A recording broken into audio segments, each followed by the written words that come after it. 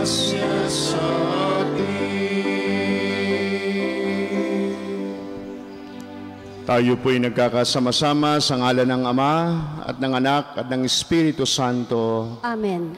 Ang pagpapala ng ating Panginoong Hesukristo, ang pag-ibig ng Diyos Ama, at ang pagkipagkaisa ng Espiritu Santo, naway sumainyong lahat. At sumaiyo rin. Mga kapatid, aminin natin ang ating mga kasalanan, hingi ng awa at patawad ng Diyos, upang tayo maging marapat gumanap sa banal na pagdiriwang.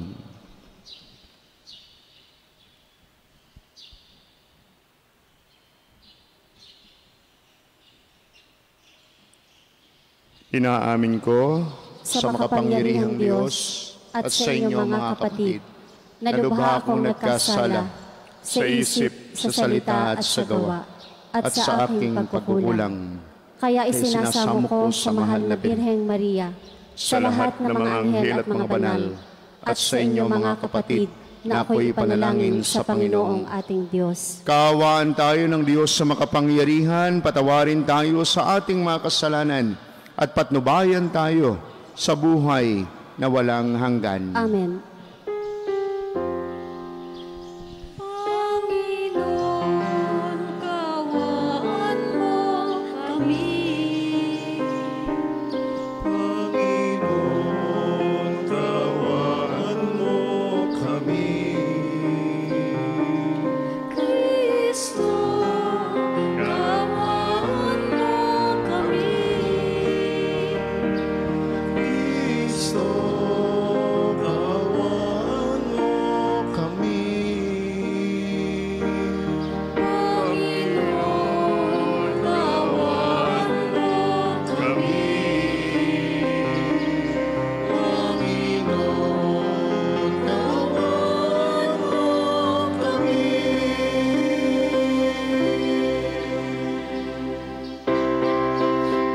Papuri sa Diyos Sa kainasan at sa lupa'y kapayapaan, sa mga taong kinalulugda niya, pinupuri ka namin, dinarangal ka namin, sinasamba ka namin, pinagmumuni ka namin, pinasasalamatan ka namin, dahil sa dakila mo aking kapulihan.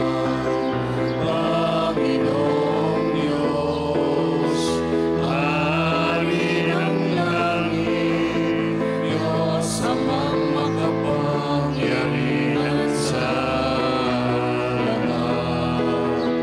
Panginoong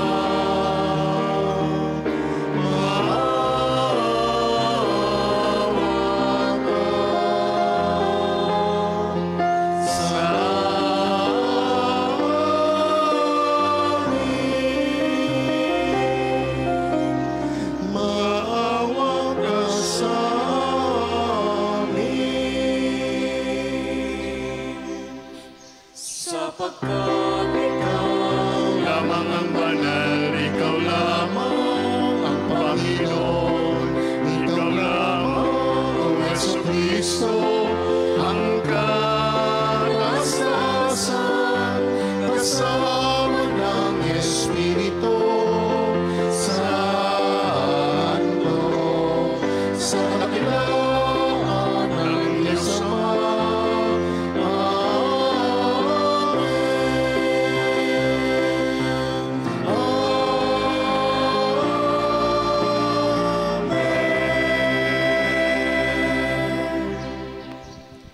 Manalangin tayo.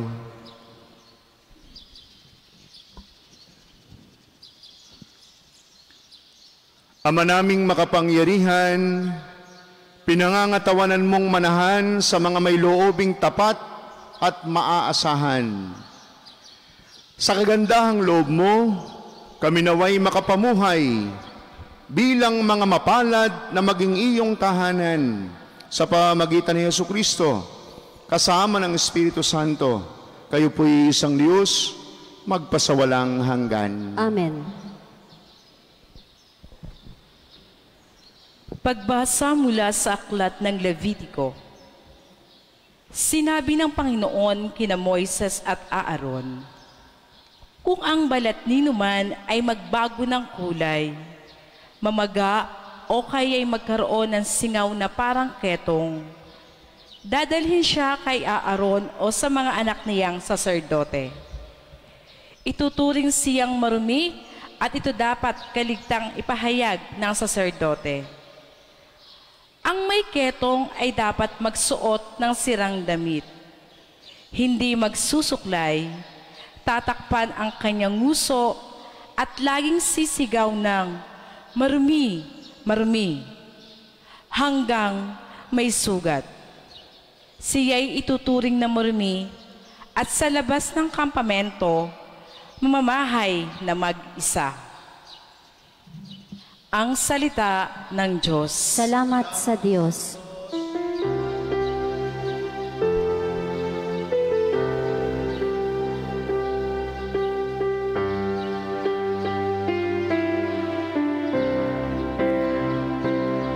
sa iyong tulong at pagtubos, ako'y binigyan mong lubos. Sa iyong tulong at pagtubos, ako'y binigyan mong lubos. Mapalad ang tao na pinatawad na iyong kasalanan at nalimot na rin ang kanyang nagawang mga pagsalansang. Mapalad ang taong sa harap ng poon ay di naparatangan, dahilan sa siya'y di nagkasala at hindi nanlinlang. Sa iyong tulong at pagtubos, ako'y binigyan mong lubos. Ako ay lumapit sa iyong harapan at salay inamin. Ang aking ginawang mga pagsalansang di ko inilihim. Pinagpasayahan ko ang lahat ng ito sa iyo idain, at aking natamo ang iyong patawad sa sala kong angkin. Sa iyong tulong at pagtubos, ako'y binigyan mong lubos. Lahat ng matuwid at tapat sa poon, magalak na lubos, dahil sa natamo nilang kabutihang kaloob ng Diyos. Sumigaw sa galak ang lahat ng taong sa Kanya'y sumunod. Sa iyong tulong at pagtubos, ako'y binigyan mong lubos. Pagbasa mula sa unang aklat ni Apostol San Pablo sa mga taga-Korinto. Mga kapatid, kung kayo'y kumakain o umiinom, o anuman ang ginagawa ninyo, gawin ninyo ang lahat sa ikararangal ng Diyos. Huwag kayong maging sanhi ng pagkakasala ni numan, ng mga Hudyo, ng mga Grego, o mga kaanib sa simbahan ng Diyos. Ang sinisikap ko na may mabigyang kasiyahan ang lahat ng tao sa bawat ginagawa ko. Hindi ko hinahanap ang sarili kong kapakanan, kundi ang kapakanan ng marami upang maligtas sila. Tularan ninyo ako, gaya ng pagtulad ko kay Kristo. Ang salita ng Diyos. Salamat sa Diyos.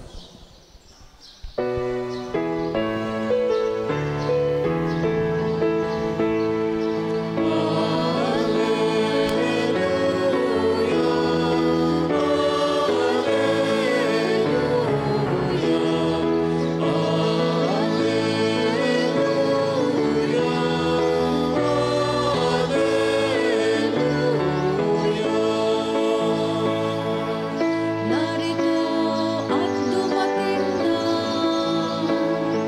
isang dakilang propeta, sugo ng Diyos sa bayan niya.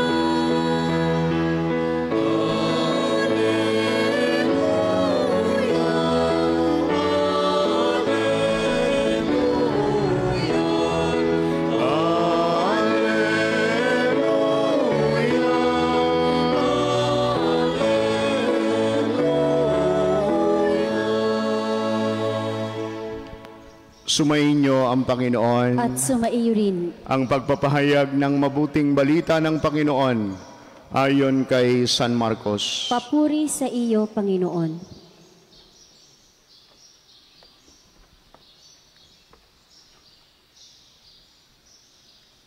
Noong panahong iyon, may isang kitonging lumapit kay Jesus, nanikluhod at nagmakaawa. Kung ibig po ninyo'y mapagagaling ninyo ako. Nahabag si Jesus at hinipos siya, sabay ang wika, ibig ko, gumaling ka. Noon di nawala ang ketong at gumaling ang tao. Pinaalis siya agad ni Jesus matapos ang ganitong mahigpit na bilin.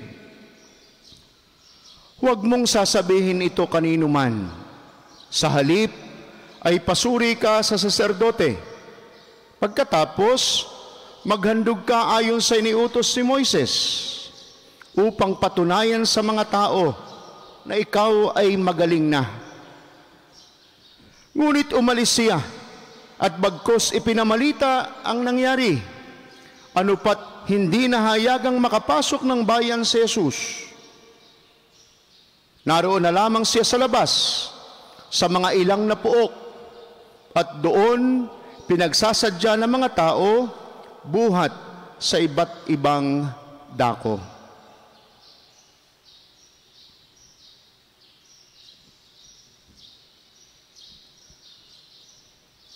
Mga kapatid, ang mabuting balita ng ating kaligtasan. Pinupuri ka namin, Panginoong Hesukristo.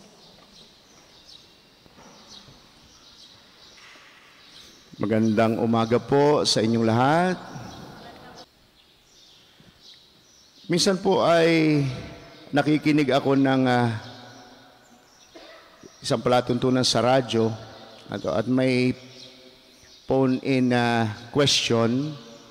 Ang sabi po doon, ano ang mas nakakatakot? Dumaan ka sa umpukan ng mga aso o sa umpukan ng mga tsismosa at tsismoso?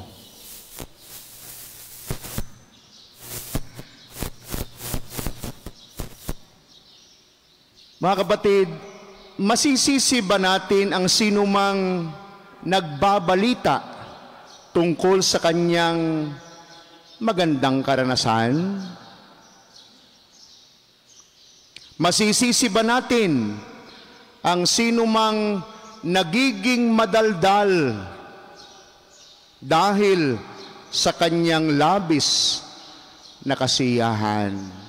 Yan, pwede palang maging matabil. Yan, sa Batangin yung matabil, madaldal, pero dapat ay hindi buhay ng may buhay ang iyong ipinamamalita at idinadaldal, kundi yung magandang nangyari sa iyong buhay. Anumang magandang karanasan na nagbibigay sa atin ng matinding kasiyahan ay hindi natin kayang ikulong sa ating sarili lamang. Ito'y naghuhulagpos upang maibahagi sa iba, sa ating mga kasambahay, sa ating mga kaibigan, sa ating mga kasama sa trabaho, at sa mga taong nasa ating paligid. Kung sila man ay hindi nating kapiling, sila'y ating tinatawagan, sinusulatan. Uso pa ba ang sulat ngayon? Yan ang isang nakaapekto sa mga, bang tawag doon, sa nagdadala ng sulat. Nung wala pa ng mga cellphone, ay talaga yun. Mga kapatid ko, nung ako'y high school, college, nasa Taiwan, bukod dun sa sulat, ay di yung voice tape. Pero ngayon, madali na. Sabi, as of the moment, kaya mo nang ibalita, kaya mo nang sabihin, kaya mo nang iparating. O sa pamamagitan ng text, yan. At iba pang makabagong paraan ng teknolohiya natin sa komunikasyon upang maiparating sa kanila ang magandang balita. Natatangi po ang karanasan ng kitongin kay Jesus. Kaya naman, hindi siya mapagbawalang ipagsabi ito kanino man. Bagamat tahasan siyang tinagabilina ng Panginoong Hesus, huwag itong ipagsabi. Huwag mong sabihin ito kanino man. Pero, anong ginawa nung taong kitongin na gumaling? Ipinamalitay ni ito kabi-kabila. At maaari nga, ito'y naging karanasan na rin po natin na hindi natin makayang sarilinin, lalo tigit yung magagandang nangyari sa ating buhay. Huwag po natin itong iparatang sa kitonging gumaling na ito'y kawalan ng utang na loob o kaya'y katigasan ng ulo. Ituring natin itong tapat na pagpapahayag sa ginawa sa Kanya ni Jesus.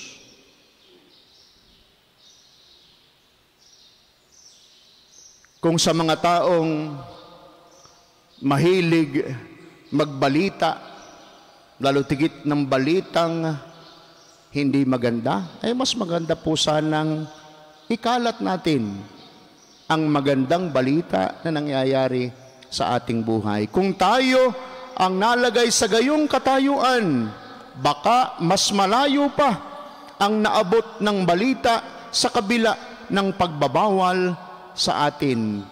Ano nga ba ang ginawa ni Jesus sa kitongin? Napakinggan po natin sa mabuting balita. Ano sabi ni Jesus? Ibig ko, gumaling ka. Sa unang tingin, ito'y kabilang sa napakaraming kaso ng pagpapagaling ng Panginoong Yesus. Ngunit, kung ating pagninilayan, ang pagpapagaling na ito ng Panginoong Yesus sa kitongin na lumapit sa Kanya, nanikluhod at nagmakaawa, ay pagpapagaling hindi lamang ng Kanyang karamdaman, kundi nag-ayos ng iba't ibang kasiraan sa Kanyang buhay. Ano-ano po yung kasiraan yun? Una, ang pagpapagaling sa kitongin ay nag-ayos ng Kanyang sirang katawan. Ako po personally hindi pa ako nakikita nung isang taong kitongin. Yan, sa pictures, sa mga palabas, doon lamang, Pero yung personal na nakakita, hindi pa. At sinasabi na, ang sakit na kitong ay unti-unting kumakain sa katawan ng tao. Nawawala ang mga daliri, ang tainga, ang ilong, at iba't ibang bahagi pa ng kanyang katawan. Buhay pa siya, ay naaagnas na. Ganito raw po yung sitwasyon ng isang taong kitongin. Kung ipinagpapasalamat natin ang pagkawala ng sakit ng ulo o anumang sakit sa bahagi ng ating katawan, mas lalo na ipinagpasalamat ng kitonging ito ang kanyang pagkagaling, sapagkat nawala yung sira ng kanyang katawan.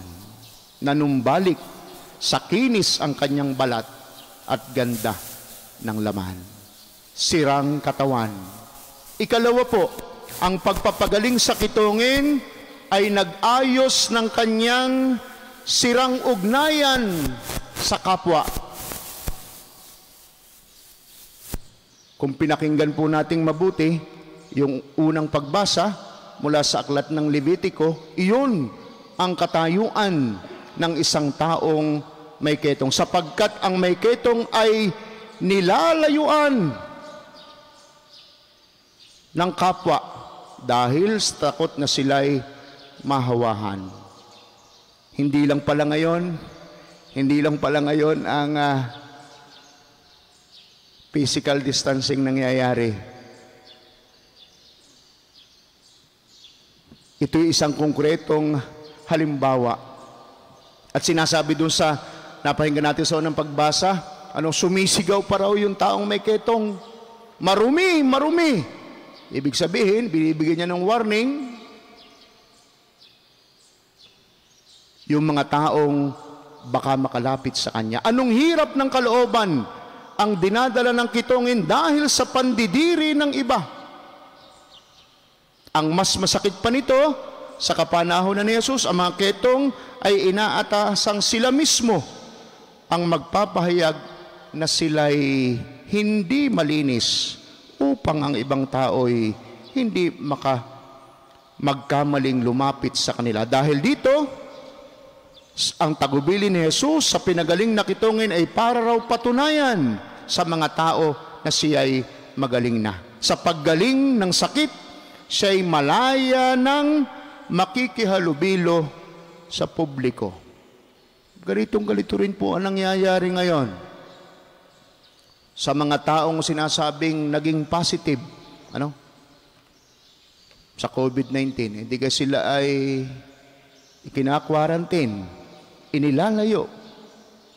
Kaya naman pagkatapos ng quarantine, sabik na makabalik at muling makasama ang mga mahal sa buhay. Ikatlo po, sirang katawan, sirang ugnayan, at ang pagpapagaling ni Jesus sa kitongin ay nag-ayos ng kanyang sirang ugnayan sa Diyos. Hindi lang sirang ugnayan sa kapwa, kundi sirang ugnayan sa Diyos. Dala ng pangingilag ng kapwa, ang may ketong ay wala ring karapatang makisama sa publikong pagsamba. Hindi na mahalaga kung sila man ay matuwid ang pamumuhay. Ang tinitingnan ay ang sakit na itinuturing na karumihang hindi bagay sa pagharap sa kabanalan ng Diyos. Kaya nga po, doon sa tagubili ng Panginoong Yesus, anong sinabi niya? Pumunta ka sa saserdote. Pasuri ka sa saserdote at maghandog ka ayon sa iniutos ni Moises. Ang saserdote ang nangangasiwa sa pagsamba. Siya ang nagsasala kung sino ang nararapat at kung ano ang hindi nararapat. Samantala, ang paghahandog ayon sa kautusan ni Moises ay pagbibigay ng bagong galing na ketong ng bagong karapatan. Sino ang hindi masisiyahan sa pagbabalik sa karangalan ng pagiging bahagi ng bayan ng Diyos? Sa maikling salita, ang sa tingin natin karaniwang pagpapagaling ay tumatagos pala sa iba't ibang aspeto ng buhay ng kitongin. Ganap ang pagpapagaling ni Jesus, kaya naman ganap din ang tuwa at pagpapasalamat ng pinagaling na kitongin. Ano pong tugon ang pwedeng nating gawin at inaasahan sa atin ng mabuting balita natin ngayong linggo? Una, tulad ng kitongin, maaari rin tayong lumapit kay Jesus at makiusap na tayo'y pagalingin at ayusin ang anumang kasiraan na ating dinaranas. At maaring ito rin po ang ating maging dasal. Panginoon, kung ibig po ninyo, mapagagaling po ninyo ako. Panginoon, pagalingin po ninyo ako. Hindi nais ng Diyos na tayo'y patuloy na maghirap dahil sa sirang sistema ng katawan, sirang ugnayan sa kapwa, o sirang ugnayan sa Diyos. Lumapit tayo sa Diyos. Pangalawa, kung sakaling sira ang ating ugnayan sa Diyos, lumapit tayo sa sakramento ng pagkipagkasundo. Sa darating pong Miyerkules, bagong panahon na sa liturhikong kalendaryo ng ating simbahan, panahon ng Kwaresma. Ito yung panahon ng pagbabalik loob sa Diyos. At doon sa batas ng ating, isa sa batas ng ating simbahan, mangumpisal ka, 1 beses ang taon, ito na po yung panahong nararapat. Panahon ng Kwaresma. At yun yung isisimula natin sa Miyerkules ng Abo. Ikatlo, tulad ng ginawa ng pinagaling na kitongin, ipahayag natin ang pagkilos ng Diyos sa ating buhay. Ibalita natin kung paano tayo pinagbago at pinabalik ng Diyos sa katayuan bilang kalarawan niya, bilang mga anak niya, bilang mga tagasunod niya, at bilang bahagi ng kanyang sambayanan. Nawa po, mamaya sa pagtanggap natin ng banal na komunyon, maging bahagi ng ating dasal. Ang dasal ng taong kitongin sa ating mabuting balita na kung anuman ang ating mga pinagdaraanan, sakit, pagsubok sa buhay, itaas natin ito sa Diyos at siguradong makakaranas din tayo ng kagalingan, kapayapaan, ng kalooban, at kaginhawahan.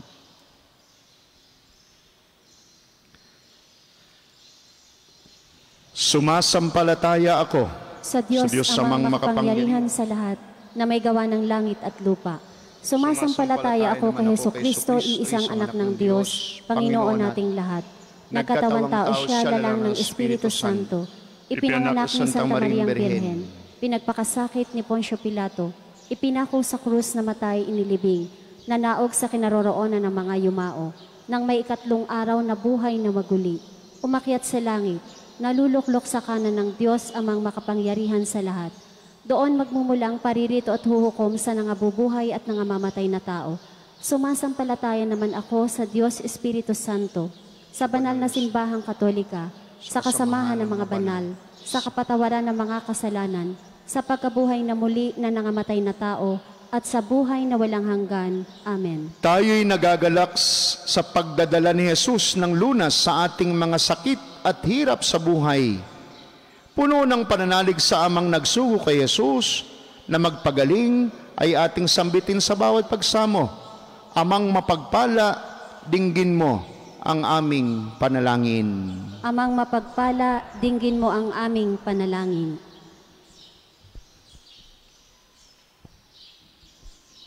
Para sa mga namumuno simbahan, upang maging masigasig sila sa pagtulong sa mga taong may sakit at nahihirapan, manalangin tayo sa Panginoon. Amang mapagpala, dinggin mo ang aming panalangin.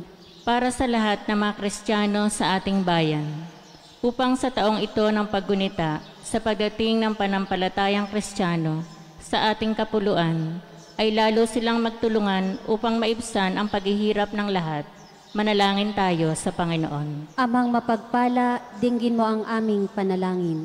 Para sa mga namumuno sa ating bansa, upang maituguyod nila ng buong tapang ang paglaban sa dilim at lungkot, lalo na sa gitna ng COVID-19 pandemic, at nang maitaguyod nila ang kalusugang pinapangarap ng lahat, manalangin tayo sa Panginoon. Amang mapagpala, dinggin mo ang aming panalangin. Para sa mga taong nakalasap ng pagaling sa kanilang mga karamdaman, dahil sa kabaitan at kapangyarihan ni Kristo, upang mapasalamatan nila ang Diyos sa pamagitan ng mga taong tumulong sa kanila, manalangin tayo sa Panginoon. Amang mapagpala, dinggin mo ang aming panalangin. Tahimik nating ipanalangin ang ating mga sariling kahilingan. Manalangin tayo. Amang mapagpala, dinggin mo ang aming panalangin.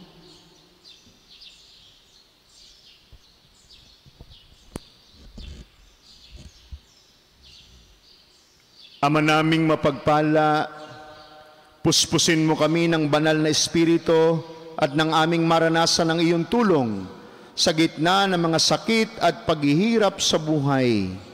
Naway maramdaman naming malapit sa amin ang iyong makapangyarihang anak na si Jesucristong aming Panginoon. Amen.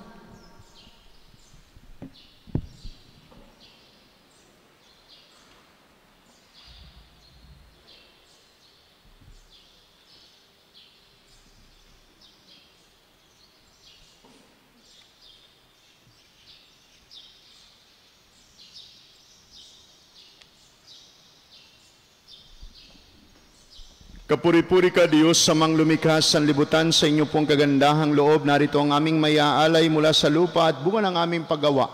Ang tinapay na ito para maging pagkaing nagbibigay buhay. Kapuri-puri ang poong may kapal, ngayon at kailanman.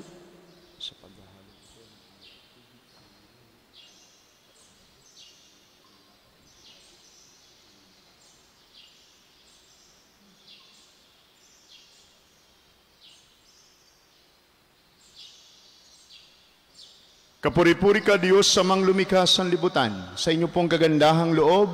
Narito po ang aming mayaalay mula sa katas ng ubas at bunga ng aming paggawa. Ang alak na ito para maging inuming nagbibigay ng iyong Espiritu. Kapuri-puri ang poong may kapal, ngayon at kailanman. Diyos amang lumikha, nakikiusap po kami mga makasalanan. Tanggapin mo po ang aming pagsisisi bilang handog upang kami matutong sumusunod ang buong.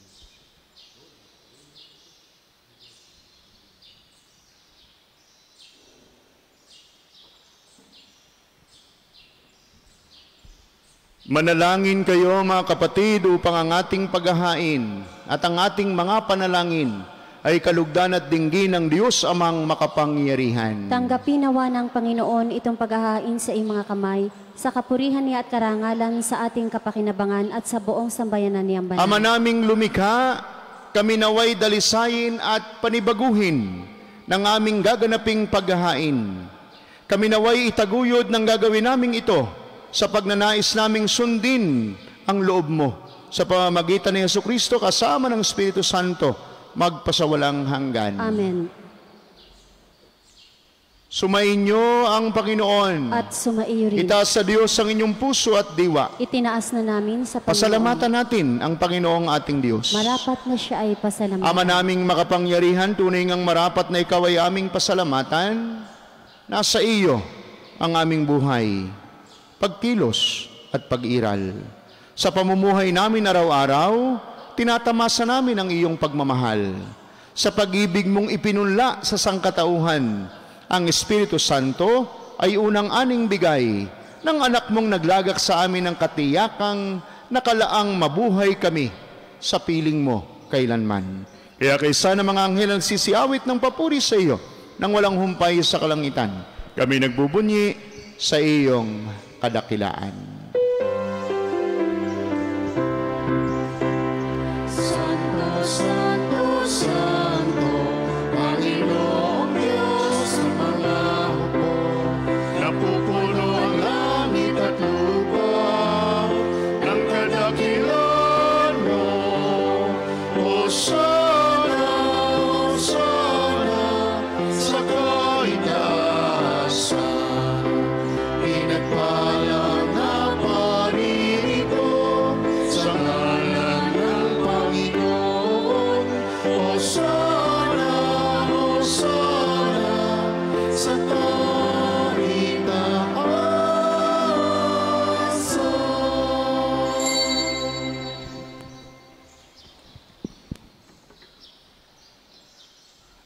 Ama naming banal, ikaw ang bukal ng tanang kabanalan, at sa pamamagitan ng iyong Espiritu, gawin po ninyong banal ang mga kaloob na ito upang para sa amin ay maging katawan at dugo ng aming Panginoong Hesukristo.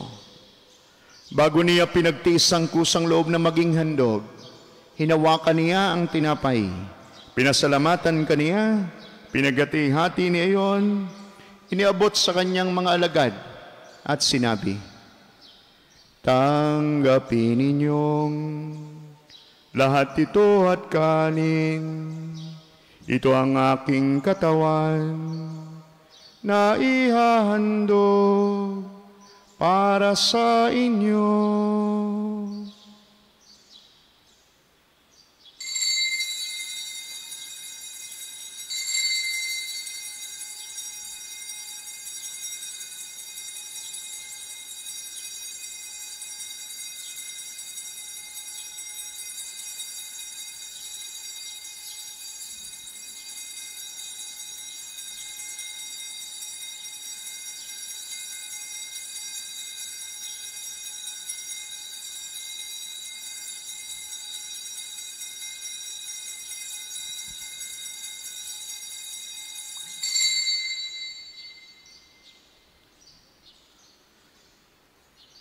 Gayun din naman nung matapos ang hapunan, inawakan niya ang kalis, muli kaniyang pinasalamatan. Iniabot niya ang kalis sa kanyang mga alagad at sinabi, tanggapin ninyong lahat ito at inumin. Ito ang kalis ng aking dugo, ng bago at walang hanggang tipan. Ang aking dugo na ibubuhos para sa inyo at para sa lahat sa ikapagpapatawad ng mga kasalanan. Gawin ninyo ito sa pag-alaala sa akin.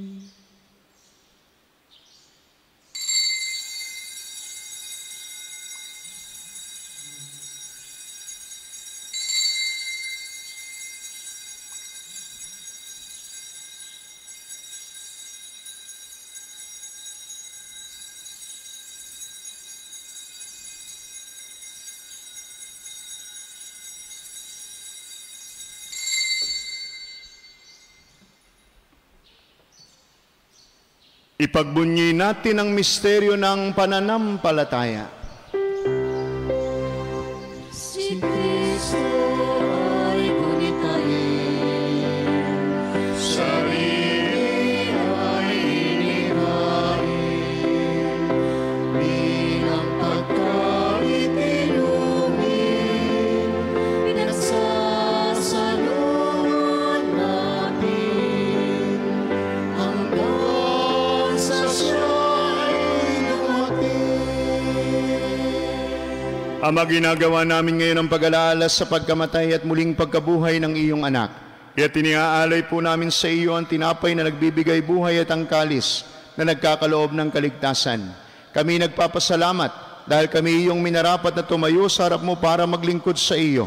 Isinasamo po namin kaming mga magsasalo-salo sa katawan at dugo ni Kristo ay mabuklod sa pagkakaisa sa pamamagitan ng Espiritu Santo. Amalingapin mong iyong simbahang laganap sa buong daigdig. Puspusin po ninyo kami sa pag-ibig. Kaysa ni Francisco na aming Santo Papa at ni Gilbert na aming Obispo, lahat ng mga obispot ng Tanang Kaparian. Alalahanin po ninyo ang mga kapatid naming nahimlay na nang may pag-asang sila'y muling mabubuhay. Gayon din po ang lahat ng mga pumanaw, lalo tigit silang malalapit sa aming buhay. Kaawaan po ninyo sila at patuloyin sa iyong kaliwanagan. Kaawaan po ninyo at pagindapatin kaming lahat na makasalo sa iyong buhay na walang wakas. Kaysa ng mahal na Birheng Maria na Ina ng Diyos, kaysa ni San Jose na kanyang kalinisanisang esposo at minamahal naming patron, kaysa ng mga apostol at ng lahat ng mga banal, lalo tigit ni na San Jose Marelo, San Lorenzo Ruiz at San Pedro Calungsod, na namuhay dito sa daigdig ng kalugod-lugod sa iyo. May pagdiwang po nawa namin ang pagpupuri sa ikararangal po ninyo sa pamamagitan ng iyong anak na aming Panginoong Hesukristo. Sa pamamagitan ni Kristo, kasama niya at sa Kanya, ang lahat ng parangal at papuri ay sa iyo, Diyos, amang makapangyarihan, kasama ng Espiritu Santo, magpasawalang hanggan.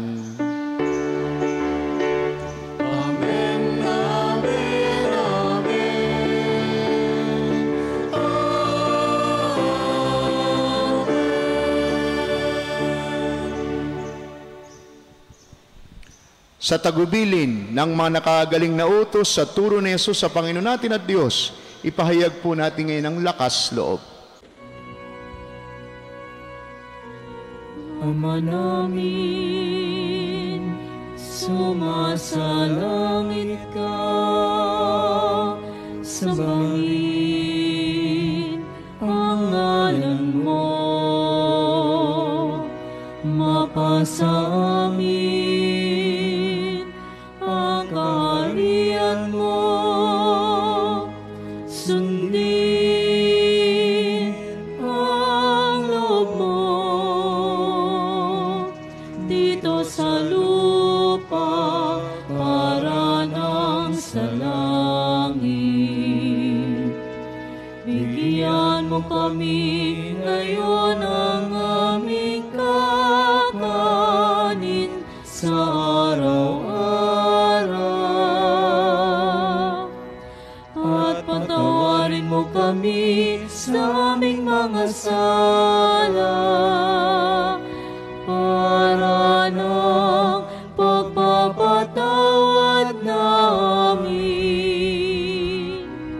sa nagkakasala sa amin, at huwag mo kaming ipahintulot sa tukso, at iadya mo kami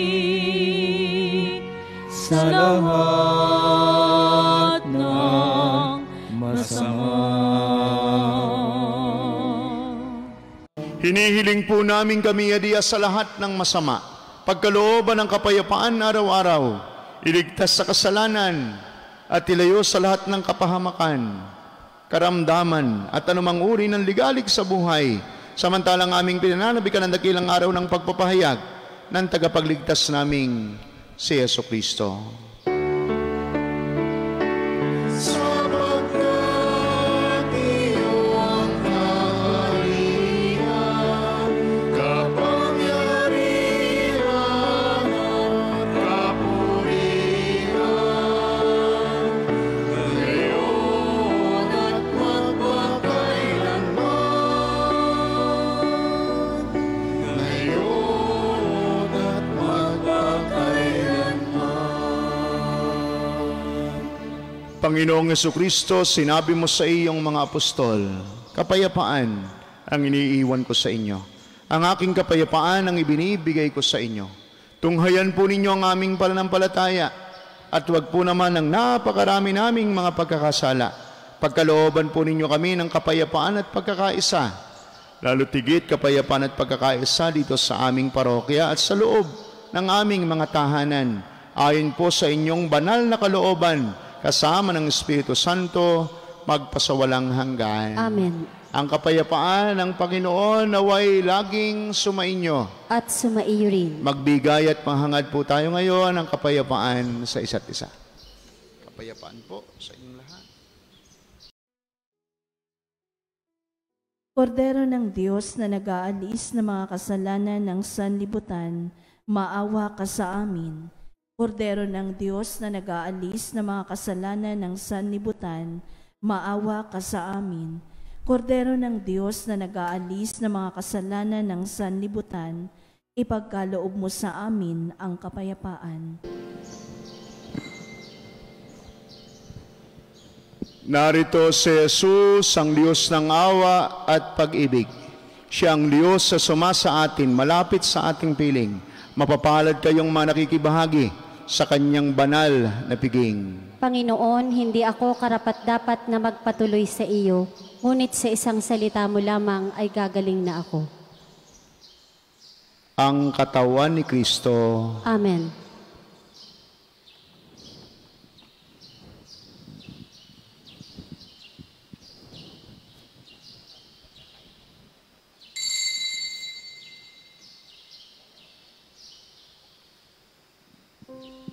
Panginoong Jesus, ako ay nananalig na ikaw ay nasa kabanal-banalang sakramento sa altar. Iniibig kita ng higit sa lahat at minimithi kong tanggapin ka sa paraang espiritual. Dahil hindi ko kayang tanggapin sa panahon ngayon ang iyong katawan at dugo sa banal na sakramento. Kahit man lang sana ay matanggap kita sa paraang espiritual sa aking puso.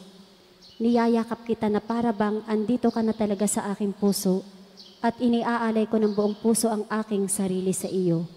Huwag mong pahintulutang mawalay ako sa iyo. Amen.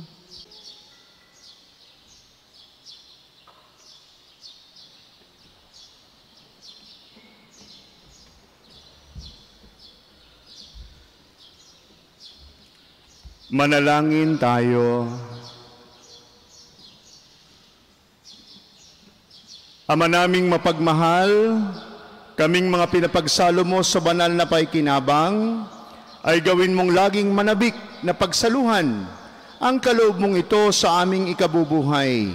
Sa pamamagitan ni Jesucristo kasama ng Espiritu Santo, kayo po'y isang Diyos, magpasawalang hanggan. Amen.